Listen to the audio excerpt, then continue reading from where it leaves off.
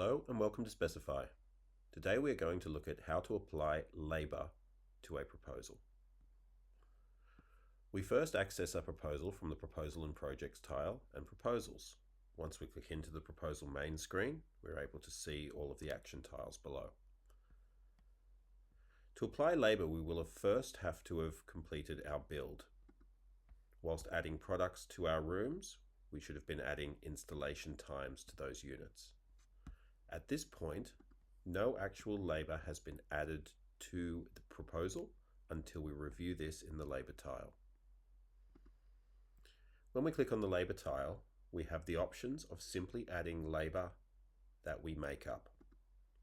If we click add labor, we can make up a description, make up a price, a cost.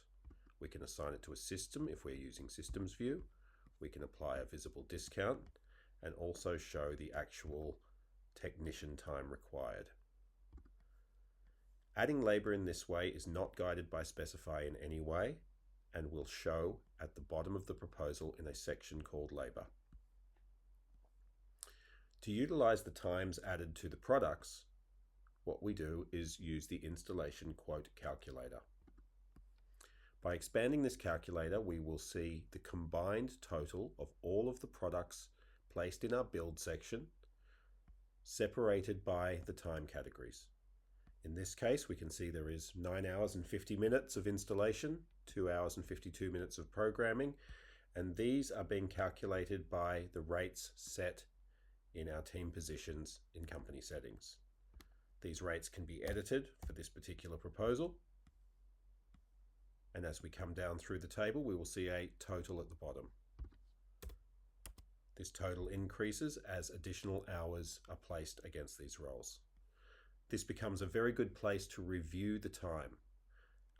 As we believe we place correct time to the products, we may come to this section, look at these 9 hours in terms of how many days of work that is, and decide that no, we actually need a little bit more.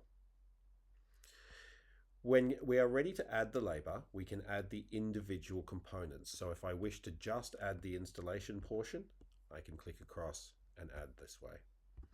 If I wish to add the labor as a total, I can come down and add it from the total section.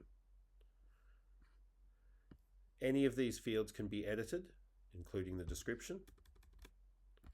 And down the bottom, we are shown the times that will be compiled together to create a target time that our work orders collect against. In this case, I have added a single line of labor to our proposal in a section called labor that follows after the rooms on our client-facing proposal. Another option we have with labor is being able to do it in certain rooms. To do this, we would access labor not via the labor tile, but actually from within the room itself. Once a room had been populated with items and times added, we could click on the labor tab here, and again, we could either add labor that is made up by us, or we can add it in terms of the calculator. In this case, the calculator is not calculating the entire proposal, but only this one room that we're in, which is the comms room. I'm going to go ahead and add the total for the comms room. And this is how I've added labor that will display within a room instead of in a section at the end called labor. Now, in this particular proposal, we have done it in both ways. So I'm just going to come back to the labor tile and show you how it is displayed. The labor tile will indicate to us what labor has been distributed throughout the proposal. If the labor has this black tag on it, it has come from a room. If the labor does not have a black tag, it will be shown at the end of the proposal. So this is how labor is added to a proposal in preparation for the customer document.